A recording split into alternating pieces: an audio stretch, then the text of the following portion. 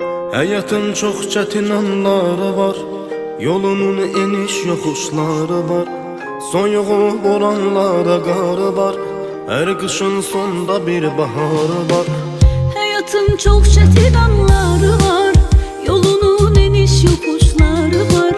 Soyuğu boranları karı var, her kışın sonda bir baharı var. Sevgidir nurlu ümit yolumuz, dikanlı olsa da sağ solumuz. Hayat oyunundaki rolumuz, kavuşan iki aşık sonumuz. Birazca səbr elə canım mənim, qarşıda sənlə gözəl